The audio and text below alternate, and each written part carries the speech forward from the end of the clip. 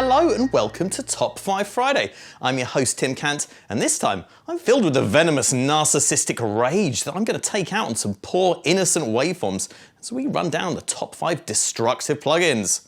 Let's rumble! SampleX is X-rated at 5. Mishp is mashing it up at 4. RC20 Retro Color Me Bad at 3. Did I stutter? Stutter Edit 2 is number 2. And Thermal is keeping us toasty at the top spot. The 5 is SampleX by Beatskillz. In the early days of sampling technology, sampler hardware was good, but not quite as good as the tech of today. Early samplers would introduce digital artefacts, and it's these imperfections that SampleX is built to emulate. With control over bit depth, sample rate, aliasing, fine-tune, and drive, SampleX can bring those time-honoured imperfections into your modern DAW project. And there's also a luscious filter to mellow things out a bit. With presets for samplers like the EMU SP range and the Ensoniq Mirage, you can instantly get the feel of old-school tunes. SampleX will set you back €60, which is a lot less than an old-school sampler in good working order. So, SampleX is basically a bit crusher, and you're thinking, Tim, why do I need another bit crusher plugin? Well, maybe you don't, but maybe you do, because SampleX has got some quite cool features. Let's check them out right now. So, you've got your basic stuff here, your bit depth and your sample rate reduction. We'll turn up the bit depth to 24-bit. We'll just have a listen to how it sounds, turning it down. So by the sort of 12-bit region, you're getting a bit of noise being introduced, and things rapidly begin to disintegrate. And of course, with the sample rate reduction, we get that aliasing. There we go, you can hear that kind of folding at the top end. Different high frequencies coming in there. And now what's interesting about this plugin is it's got a shift knob which emulates the effect of sort of speeding up or slowing down your sample source and then adjusting the playback speed to correct that. So that this was a method that people would use to get more into their samplers back when memory was very, very expensive. You'd speed the record up and then play it back, slow down. So this gives you kind of fine control over the aliasing. So let's hear how that sounds. So, I mean, it really just feels like an aliasing fine control. Very lovely. And also, we have an emulation of an Akai an Akai S900 inputs. So we can beef things up nicely. Let's make this sound a bit pristina. Yeah, it's sounding cool. So you can, turn the bits up to 16, just have a bit of drive, warm things up nicely. And you've got various, wet, dry, in and out bits. And also, a lovely, lovely filter. It's smooth. Let's bring it back up with the resonance.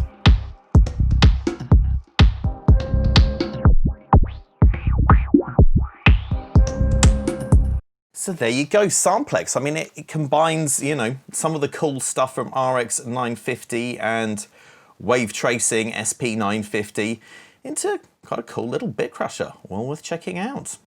At 4, it's Mishp by Freakshow Industries. The well-named tape abomination is all about doing the dirtiest of dirtiest to your tracks, adding the sound of bad quality tape, bad digital signals, glitching, and tape wow into your lovely, innocent, impressionable DAW channels. You might have to do some brain work to get past the controls of the interface, but it's the sound that matters really, and that sound is a mind-bending, destructive audio processing chain that might make you want to travel back in time to destroy it before it's born. Mishp has to be heard to be believed. And that price of 40 quid makes it very easy to check out.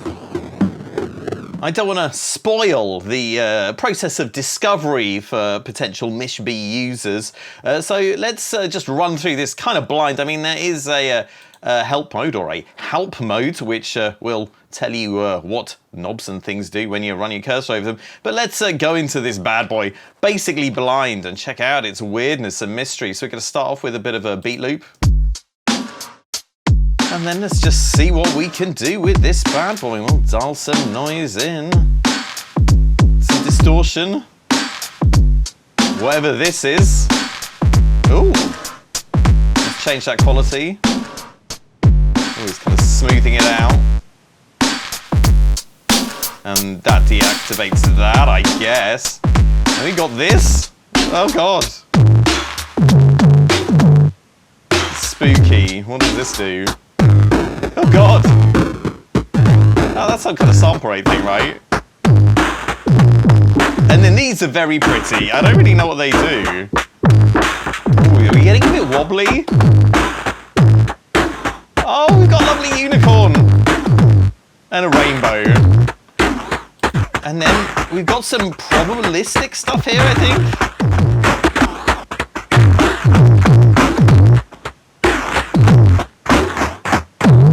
I mean, I think it's pretty safe to say that ooh, that is noisy. We have totally destroyed our sound there with a combination of bunny rabbits, unicorns, and sinister tentacles. Mishp, if you like it weird, it doesn't come much weirder than this.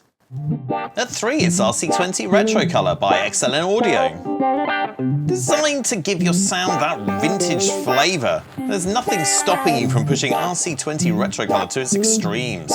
Pushing up the blend dials and the flux controls for some all-out signal smashing bad behavior.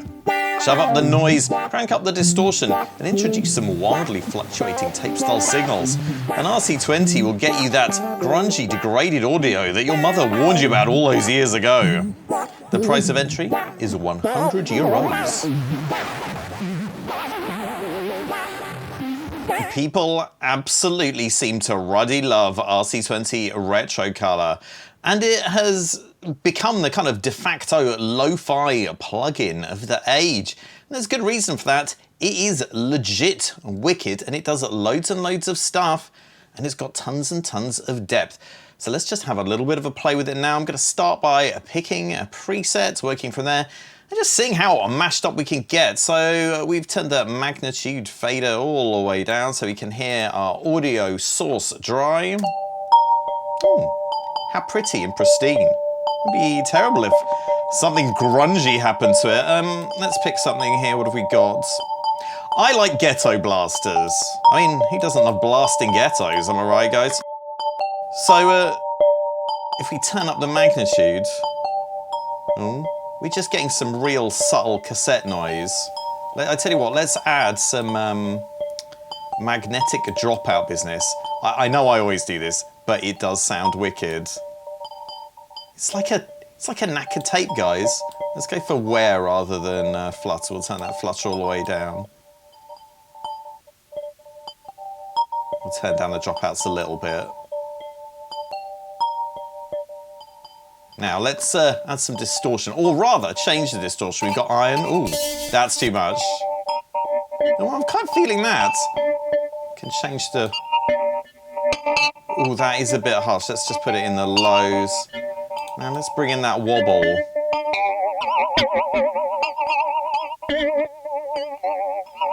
And I know we're going for Ghetto Blaster, but hey, what if it was a digital Ghetto Blaster in space?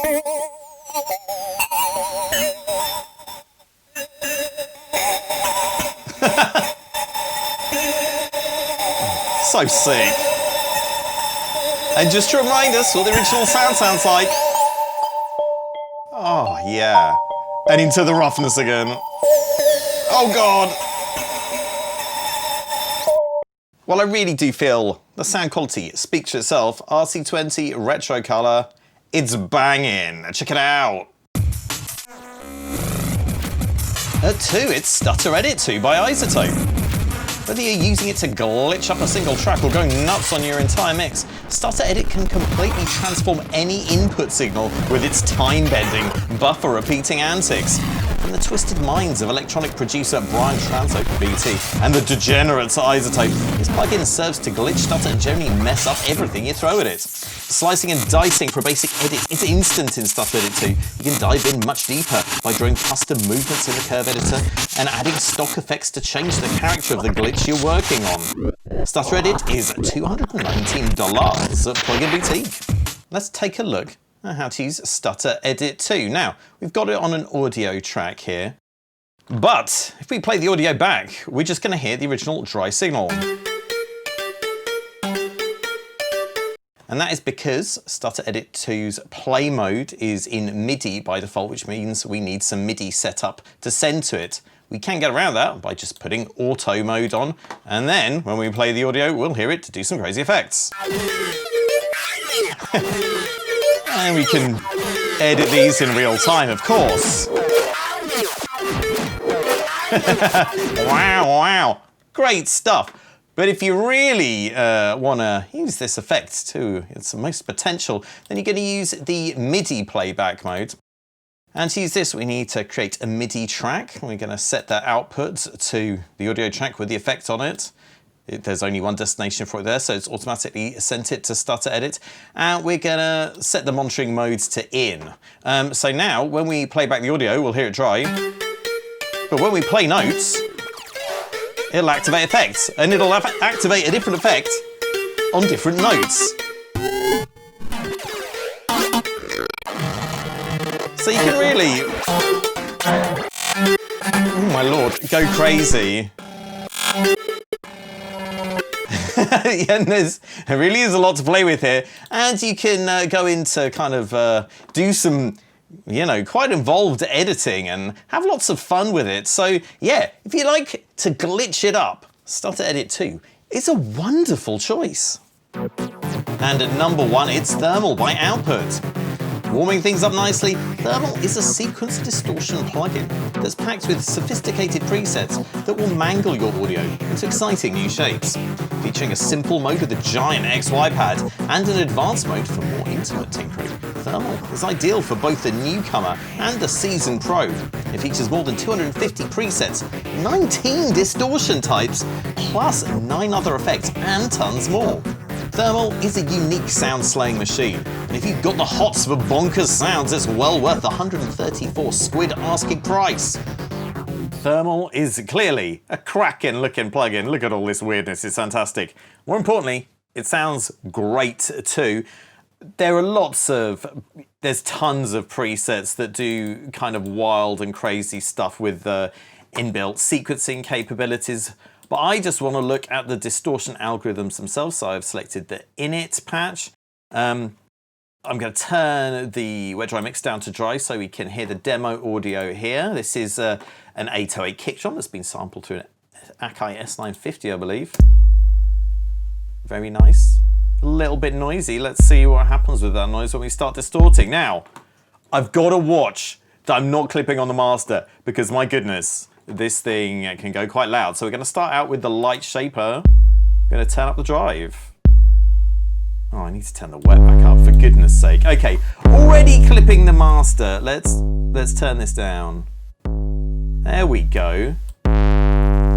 So yeah, light clipping, you can have it subtle to just add a little bit of body at the start, or you can really go into the mids and get nasty, or even nastier with the heavy shaper. Oh, that is full on, but not as full on as the AM shaper, I bet. Yeah, there you go. That lovely movement down the harmonics. It's a bit much for me though. Wavefolding. Yeah, a bit of an FM vibe. And again, FM vibes from Sine Drive. And if you want, of course, you can dial in some of the original mix and... yeah. FM 808s? Maybe it's the future. What else we got? Ooh. Yeah. Oh. Listen to that. Absolutely stunning. What else? This is nice. So if we put a bit of the dry in, just beefing it up so nicely there. What else? You want to get destroyed asymmetrically? I bet you do. Yeah, again, it's real full on. Look at that. And of course, you can do tons of modulation and stuff in the plugin, so you don't have to waddle a knob around like I'm doing right now, though that is fun. Oh, good God. Oof, booming. Oh, just some soft clipping. Oh yeah. Very nice. Bit more tearing. Yeah, more full-onness there.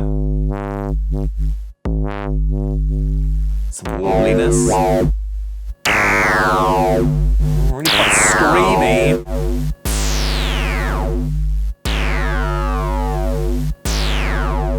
Tearing roughness. Oh my lord! Oh, so tearing. Yeah. That's what it's all about. Obviously you can go a lot more subtle with that, but... Oh yeah. Tear the roof off the mother. Binary shades, just real full on all day and all night. Ooh, some creaminess from the S-curve. And there we go, light shaper. Great stuff, and we're back to the start. So there you go. Just a little taste of the distortion algorithms from Thermal. An absolutely stunning distortion plugin that you need to recognize.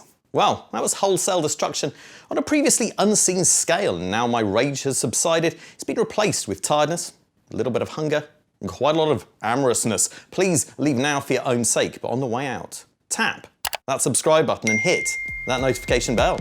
Peace.